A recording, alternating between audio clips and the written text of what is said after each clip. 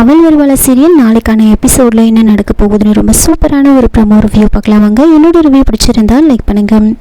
Birthday ஃபங்க்ஷனுக்கு எல்லோரும் வந்துட்டுருக்கு. அப்போது ஜானும் விவேக்கும் சேர்ந்து செல்ஃபி எடுத்துகிட்டு இருப்பாங்க. இதை பார்க்கும்போது தேவயானி ரொம்ப டென்ஷன் ஆகிடுவாங்க.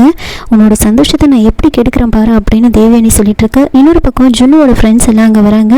ஜுன்னுவோட ஃப்ரெண்ட்ஸ் எல்லாம் அங்கே வந்ததுக்கப்புறமா ஜுன்னு கிட்ட கேட்குறாங்க, என்ன ஜுன்னு இன்றைக்கி உன்னோட அப்பாவை இன்ட்ரடியூஸ் பண்ணுறேன்னு சொன்னியே அப்படின்னு கேட்குறாங்க. மித்ராவை பற்றியே எல்லாரும் கேட்டுட்ருப்பாங்க. அப்போது நேராக ஜுன்னு மித்ரா கிட்ட கூட்டிகிட்டு போகிறாங்க அவங்களோட ஃப்ரெண்ட்ஸ் எல்லாம். இவர் தான் என்னோடய அப்பா அப்படின்னு சொன்னதுமே எல்லோரும் பார்த்துட்டு, என்ன இது லக்கியோட டேடி தான் உன்னோட டேடியா அப்படின்னு கேட்குறாங்க. இவர் தான் என்னோடய டேடி அப்படின்னு சொன்னதுமே என்ன இது அப்படின்னு ஆச்சரியமாக எல்லாரும் கேட்குறாங்க. அங்கிள் உண்மையாகவே நீங்கள் ஜுன்னுவோட அப்பாவா அப்படின்னு கேட்குறாங்க. சொல்லுங்கள் அங்கிள், நீங்கள் தானே ஜுன்னுவோட அப்பா அப்படின்னு கேட்குறாங்க. அப்போ கரெக்டாக லக்ஷ்மி அங்கே வராங்க, கையெழுத்து கும்பிடுறாங்க. பசங்க கேட்டுக்கிட்டே இருப்பாங்க. லக்ஷ்மி ரொம்ப கெஞ்சி கேட்டதுனால ஆமாம் நான் தான் ஜுன்னுவோட அப்பா அப்படின்னு சொல்கிறாங்க.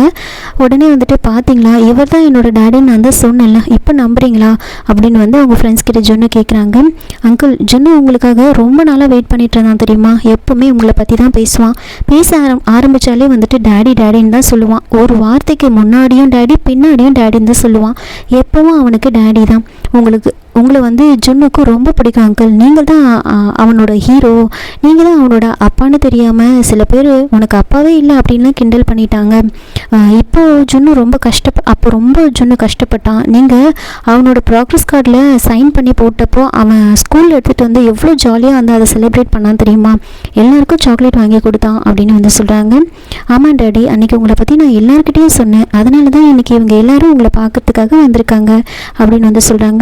ஒரு பக்கம் மனிஷா மெதுவாக சொல்கிறாங்க, மித்ரா ஜுன்னுக்கு நீ அப்பா தான் அப்படின்னு இப்போ குழந்தைங்களுக்கு தான் தெரியும். இந்த ஃபங்க்ஷனுக்கு வந்த மற்ற கெஸ்ட்டுக்கு எல்லாருக்கும் தெரியறதுக்கு முன்னாடி இவங்களை இங்கேருந்து அனுப்பிடு அப்படின்னு சொல்கிறாங்க. இன்னொரு பக்கம் மனிஷா என்ன சொல்கிறாங்கன்னா, அவங்க கெஸ்ட் கூட பேசிகிட்டு இருப்பாங்க. நீங்கள் ஏன் டிஸ்டர்ப் பண்ணுறீங்க அப்படின்னு சொல்ல, நாங்கள் எங்கள் டேடி கிட்ட தானே பேசுகிறோம், இதில் என்ன டிஸ்டர்ப் பண்ணுறது இருக்குது அப்படின்னு சொல்கிறாங்க. அதுக்கப்புறமா லக்கியும் ஜுன்னுவும் அங்கேருந்து விளையாடுறதுக்காக போயிடுவாங்க. இன்னொரு பக்கம் லக்ஷ்மி இந்த ஃபங்க்ஷனாக இருக்கணும், எனக்கு கோவம் வந்துருச்சுன்னா என்ன பண்ணுவேன்னு எனக்கே தெரியாது அப்படின்னு ஒரு பக்கம் டென்ஷனாக இருப்பாங்க. இன்னொரு பக்கம் லக்கி கீழே விழ போகும்போது அப்போது லக்ஷ்மி தாங்கி பிடிக்கிறாங்க. எனக்கு எதுவும் ஆகலம்மா, உங்களுக்கு எதுவும் ஆகலை அப்படின்னு சொல்ல, நீ கீழே விழுந்தால் உன் ட்ரெஸ்ஸும் வேஸ்ட்டாக போயிடும், அப்புறம் போட முடியாது, கேக் வெட்டுற வரைக்கும் நீ இதை ஒழுங்காக பார்த்துக்கணும் அப்படின்னு சொல்லிகிட்ருப்பாங்க. அப்போது ஹாப்பி பர்த்டே லக்கி அப்படின்னு லக்கிக்கு ஒருத்தர் விஷ் பண்ணுறாங்க. இவங்க தான் எங்கள் அம்மா அப்படின்னு சொன்னதுமே அதை நீ வேறு சொல்லணுமா அப்படின்னு சொல்கிறாங்க. லக்கி நீ முழுக்க அப்படியே உன் அம்மா மாதிரி இருக்க அப்படின்னு சொல்கிறாங்க. அச்சியாஸ்லாம் உன்னோட அம்மா உரிச்சு வச்ச மாதிரி இருக்கு அப்படின்னு கேட்க, உடனே உண்மையாக அம்மா நான் உங்களை மாதிரியே இருக்கேன் அப்படின்னு லக்கி கேட்குறாங்க. அப்படின்னா நீங்கள் தான் என்னோடய உண்மையான அம்மாவா அப்படின்னு கேட்குறாங்க. நீங்கள் சின்ன வயசில் இந்த மாதிரியே இருந்தீங்க அப்படின்னு லக்கி கேட்குறாங்க. உடனே லக்ஷ்மி யோசிக்கிறாங்க. ஜுன்னும் லக்கியும் ஒரே நாளில் பிறந்திருக்காங்க, ஒரே இடத்துல பிறந்திருக்காங்க. நானும் இப்படி தான் மழையில் பிறந்தேன் அப்படின்னு டேடி சொன்னார். லக்கி மூணாரில் எங்கே பிறந்தான் அப்படின்னு லக்ஷ்மிக்கு சந்தேகம் வருது. அதனால் என்ன பண்ணுறாங்கன்னா, லக்ஷ்மி நேராக அரவிந்தா கிட்டே போகிறாங்க, தனியாக கூட்டிகிட்டு போகிறாங்க. என்ன லக்ஷ்மி ஏதோ பேசினேன்னு சொன்னீங்க அப்படின்னு கேட்க, அத்தை லக்கி மூணாரில் எங்கே பிறந்தான் அப்படின்னு கேட்க, அதே ஏன் திரும்ப கேட்குற அப்படின்னு கேட்குறாங்க. சொல்லுங்க அத்தை, லக்கி மூணாரில் எந்த ஹாஸ்பிட்டலில் பிறந்தான் அப்படின்னு கேட்குறாங்க.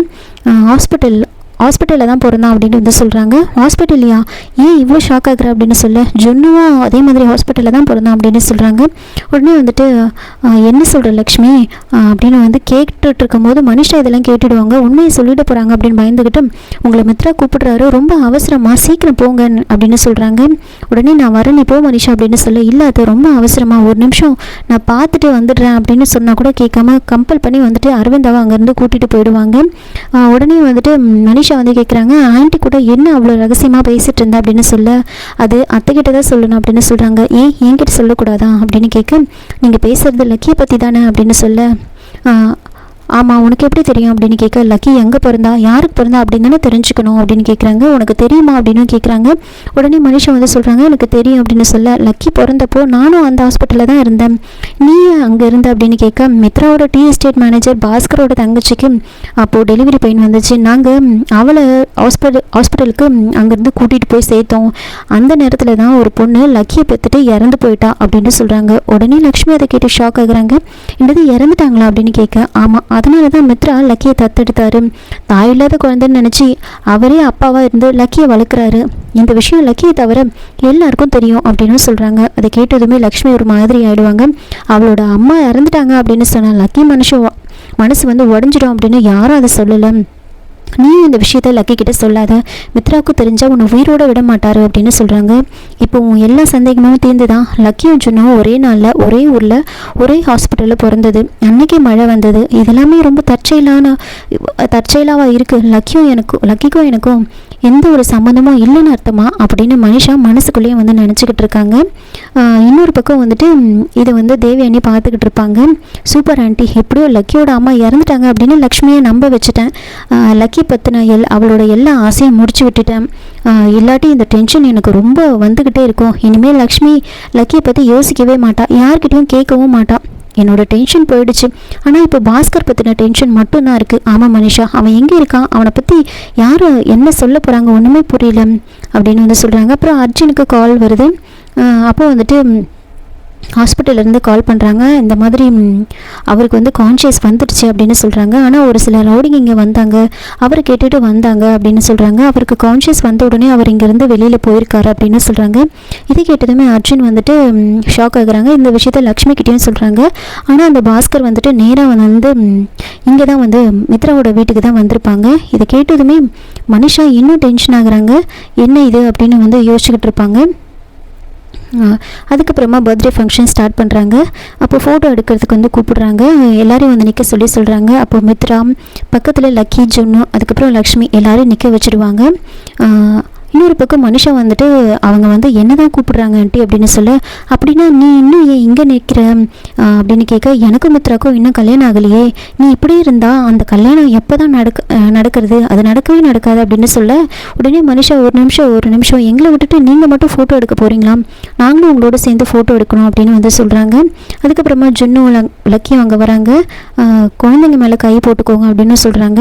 அப்போது எல்லோரும் லக்ஷ்மி, மித்ரா, அதுக்கப்புறம் லக்கி, ஜுன்னு இவங்க 4 பேரும் வந்துட்டு நின்றுட்டுருப்பாங்க.